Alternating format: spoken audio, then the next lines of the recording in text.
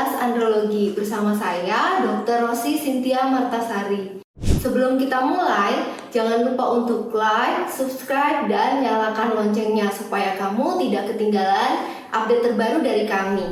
Oke, hari ini saya akan bahas tentang sirkumsisi atau sunat. Sirkumsisi atau sunat itu adalah praktek tindakan medis atau mungkin dulunya bukan medis, tetapi sudah dipraktekkan jauh lama sebelum abad-abad sekarang.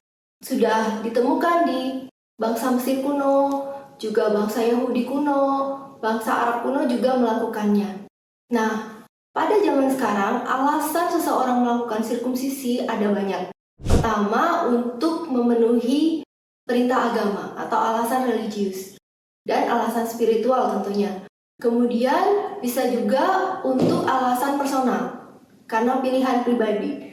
Bisa juga untuk alasan menjaga kesehatan, alasan medis, dan alasan pencegahan penyakit. Selain itu juga bisa alasan kultural, karena ada bangsa-bangsa tertentu yang memang secara kultural menganggap bahwa sunat atau sirkumsisi itu adalah tanda kedewasaan. Nah, sebelum kita mulai, maka kita akan melihat manfaat dan risiko dari sunat itu sendiri.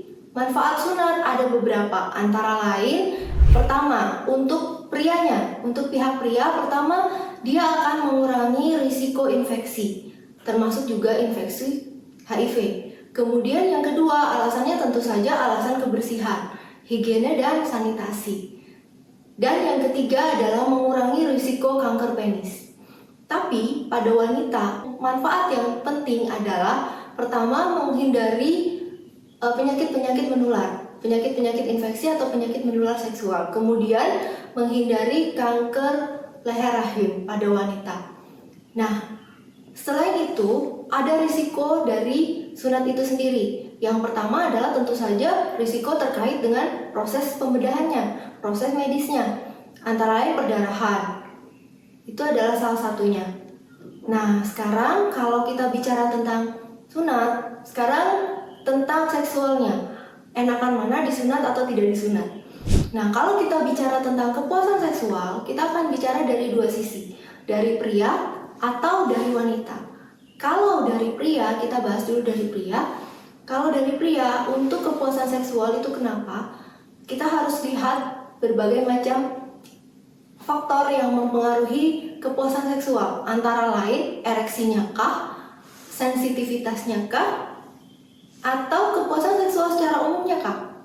Nah, kita lihat kepuasan seksual secara umum. Berbagai penelitian menyatakan bahwa pria yang disunat dengan pria yang tidak disunat hasilnya sama, kepuasan seksualnya sama. Sebuah penelitian di Uganda melibatkan 4.000 orang, 2.000-an yang disunat dan 2.000-an yang tidak disunat.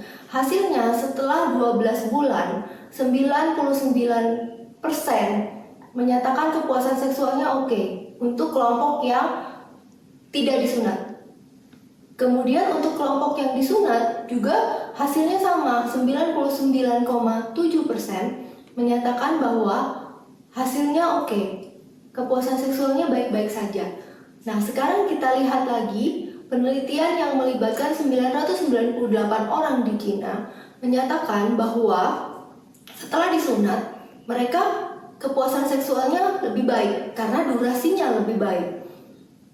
Nah, sehingga kita bisa mengatakan bahwa sunat ataupun tidak sunat tidak membawa efek buruk pada kepuasan seksual. Sementara sebuah survei di Amerika menyatakan bahwa wanita lebih menyukai penis yang disunat. Kenapa? Karena terekspos secara lebih estetik, sehingga wanita-wanita tersebut lebih mudah untuk menginisiasi hubungan seksual atau memulai sebuah hubungan seksual.